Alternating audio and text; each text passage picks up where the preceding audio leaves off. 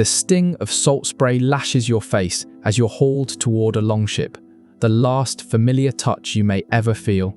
You're 17, standing on Ireland's ragged coast, and everything you knew has collapsed in an instant. The men dragging you speak in clipped, alien sounds, their coarse laughter like a kennel of dogs. Thick ropes bite your wrists raw. Behind you, smoke rolls from the ruins of your village, burning your throat, a funeral pyre for the life that just ended. You're no longer someone's daughter or friend.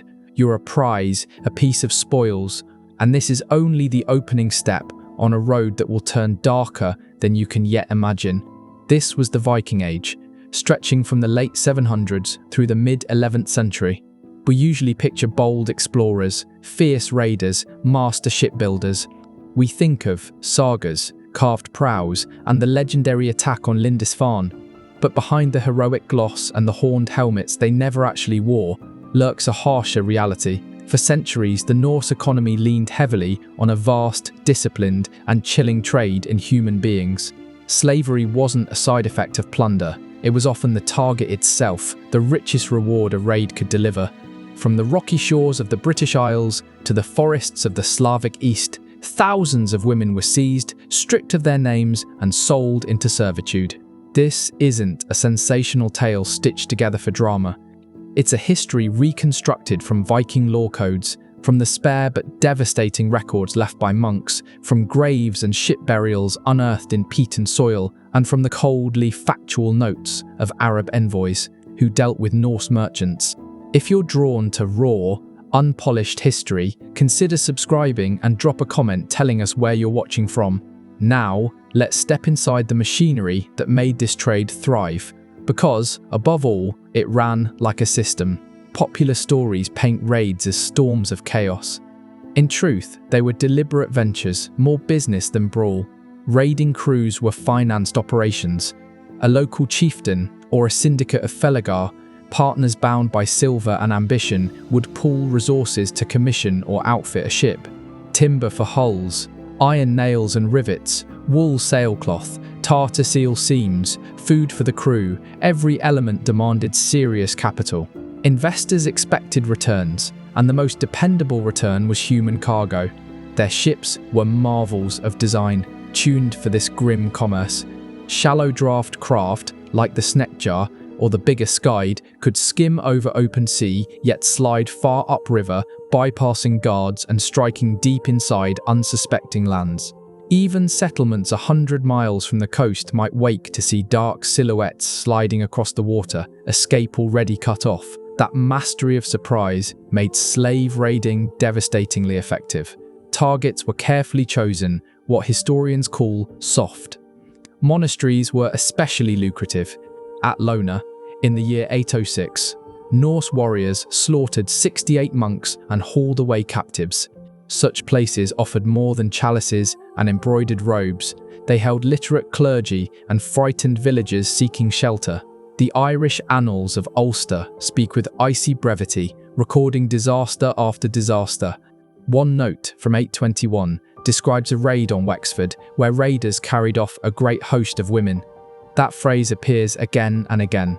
This wasn't occasional cruelty, it was the business model. Once taken, a woman's identity vanished. She ceased to be daughter, wife, or sister. She became a thrall, the Old Norse word for slave. Even the language shows how deeply dehumanizing this role was. Legal texts often referred to thralls in the neuter gender, cataloguing them alongside oxen or sheep as part of a farm's stock. They were fey, a term meaning both cattle and wealth. Under Norse law, a thrall was not a legal person, but an object. She possessed no rights. A master could strike or kill her without penalty. Iceland's Gragas lawbook declared that a thrall's testimony carried no weight. She could not own significant property or contract a lawful marriage. Her children inherited the same chains, ensuring the cycle endured. Free women's lives were shielded by webs of fines and honor codes. A thrall's life was protected by nothing. The descent began the moment she was marched from her home. Captives were roped together, driven for miles to beaches where sleek longships waited. There they were herded aboard, packed among stolen goods and armed men for voyages lasting weeks. Picture the scene. Dozens of shivering figures crowded into an open hull, barely 70 or 80 feet long, drenched by frigid spray, rationed to scraps of food and water. Sickness spread fast. Terror gnawed at everyone. Many perished before landfall. For survivors, the nightmare wasn't over. Waiting at the journey's end were the slave markets. Busy, merciless hubs spread across Viking domains. They formed a network binding Ireland, Britain, and far-flung coasts to traders from Scandinavia and beyond. Among them, Dublin, known to the Norse as Dyflin, rose as one of Europe's most notorious clearinghouses, a place where captives from every corner of the islands were bought, sold, and scattered to lives of enforced labour. From Dublin, women might be sold to Norse settlers in Ireland, ferried back to Scandinavia, or shipped off to the new colonies of Iceland and the Faroe Islands. Yet the web of trade stretched far wider. Important markets thrived at Hedeby on the modern German-Danish frontier, and at Birka, a bustling emporium on an island in Sweden's Lake Mälaren. These eastern gateways linked the Norse world to the great river routes of today's Russia and Ukraine. Along the famed Volga corridor, captives from Western raids, and in even greater numbers from Slavic villages to the east, the Sakaliba described by Arab writers were funneled south toward the Byzantine Empire and the glittering Abbasid Caliphate. The scale of this commerce is almost beyond belief. The 10th century Persian geographer Ibn Rusta, describing the Rus, the Norsemen settled along these rivers, wrote without hesitation, "They attack the Sakaliba, seize them, carry them to Kazaran and Bulgar, and sell them there." A girl taken from an English hamlet might first be marched to Dublin, exchanged to another merchant, sent across the Baltic to Birka, and then forced down the Dnieper or Volga on a grueling trek, only to be sold yet again in Constantinople or Baghdad for Arab silver, silks, and spices. This is no guesswork. Archaeology has left a mountain of evidence. Tens of thousands of Islamic dirham coins have been discovered in Scandinavia, especially on Gotland, the Swedish island that served as a key junction in this network.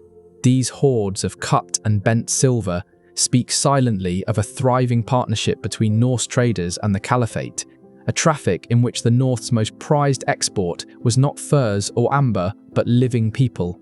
At these markets, whatever fragments of dignity a woman still clung to were stripped away.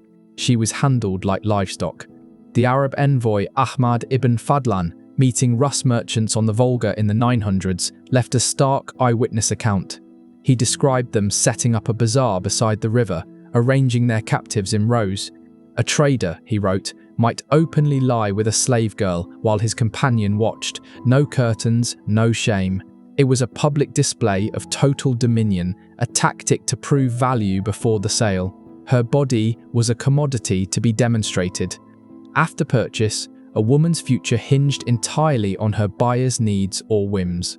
The most common fate was endless, punishing drudgery. As a thrall, she took on the heaviest household duties, the in-house work. She would rise long before dawn and collapse long after dark. Her routine was grinding grain with a quernstone until her teeth wore down, fetching buckets of water from icy streams, tending the longhouse hearth, brewing ale, preparing meals, laundering heavy wool garments in frigid rivers. Textile work was crucial too, producing vadmal, the coarse wool fabric that underpinned the Norse economy. Shearing, washing, carding, spinning, weaving, each step demanded strength and time, and the entire enterprise rested on the hands of enslaved women.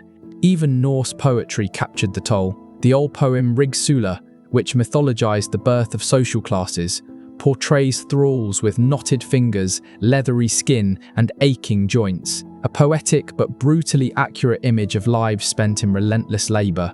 Science adds its own evidence. Studies of Viking-era skeletons show that those buried with few possessions, likely slaves, often had meager diets and bones marred by heavy strain and malnutrition, a silent record of deprivation. But toil was not the end of their ordeal. For many, exploitation reached deeper.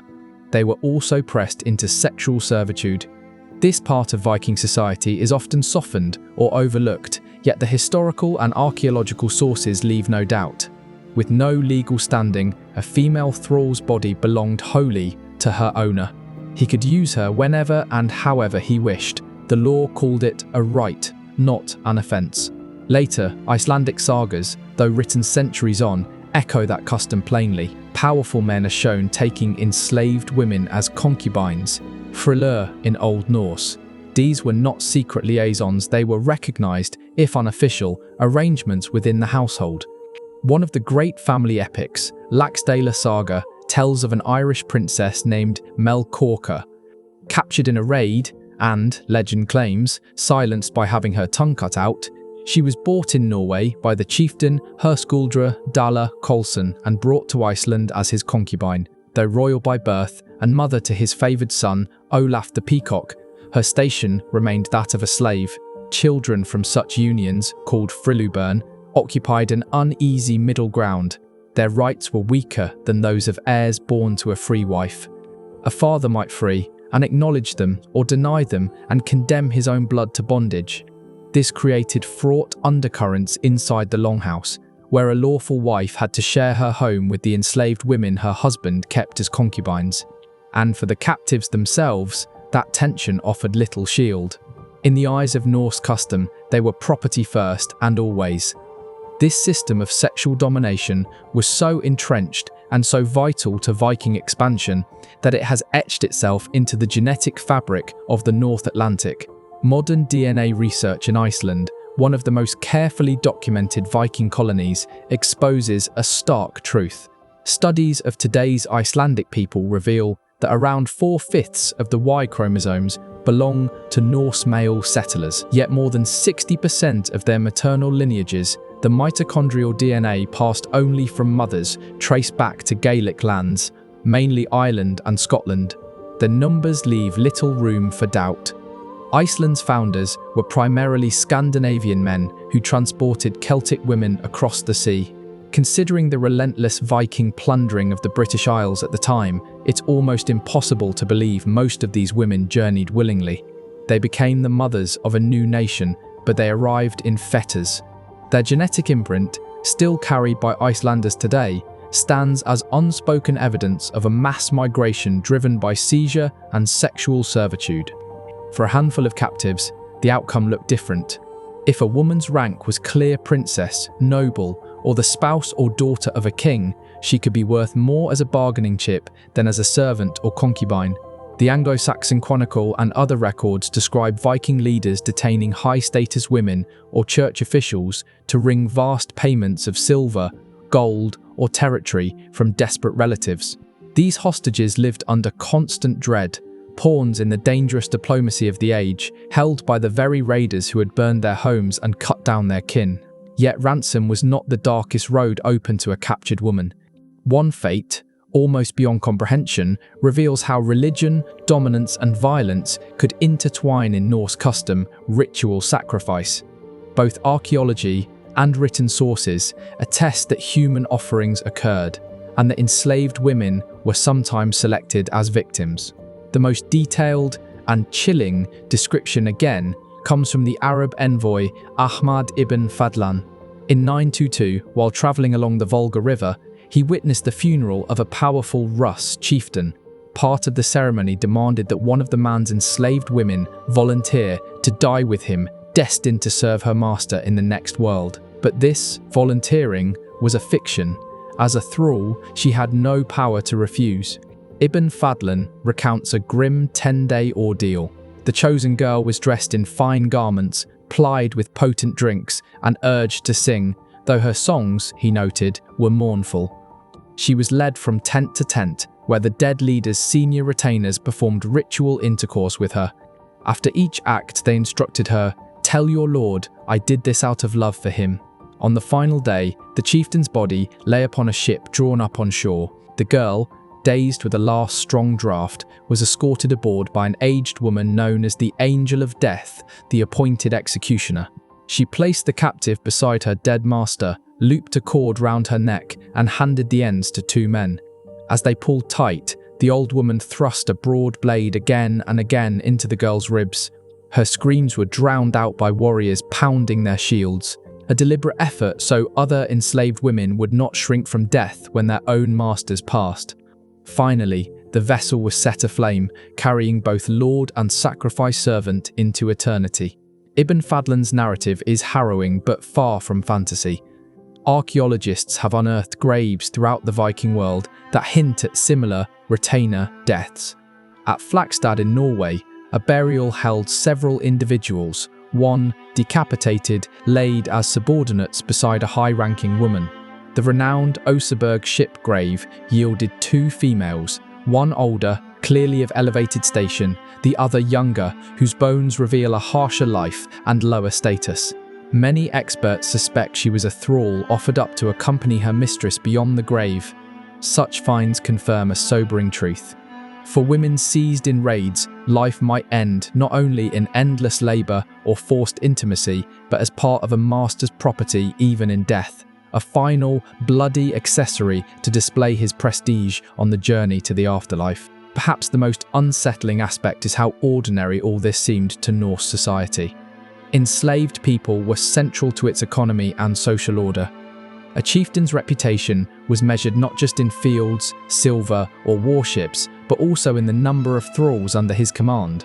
The sagas, the very literature that preserves their legends, treat bondage not as a crime or moral failing, but as a basic fact of existence. Slavery was stitched into the fabric of their culture, feeding the engine of conquest and colonization.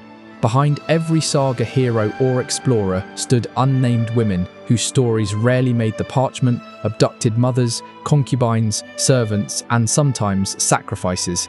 Their labor wove the textiles that kept settlements alive.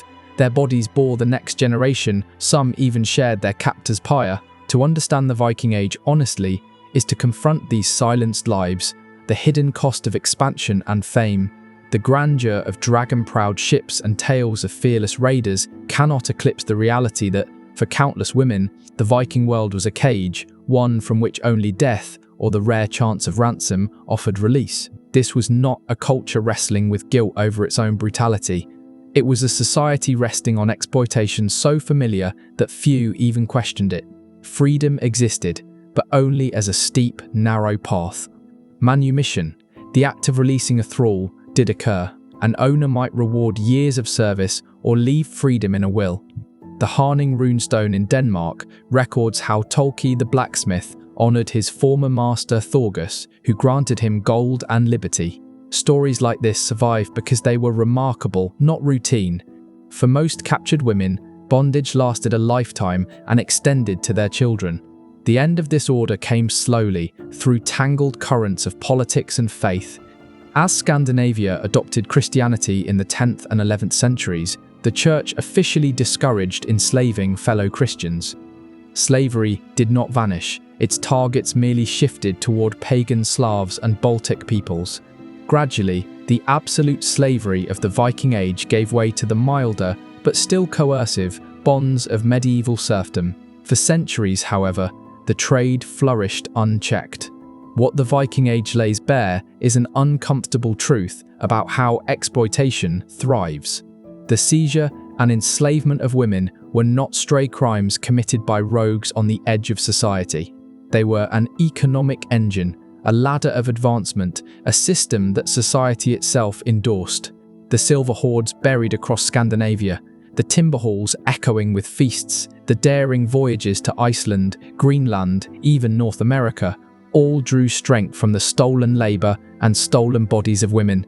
To understand this period honestly, we must see the whole picture. Admire the master shipwrights, but remember the women who spun and wove the wool that became their sails.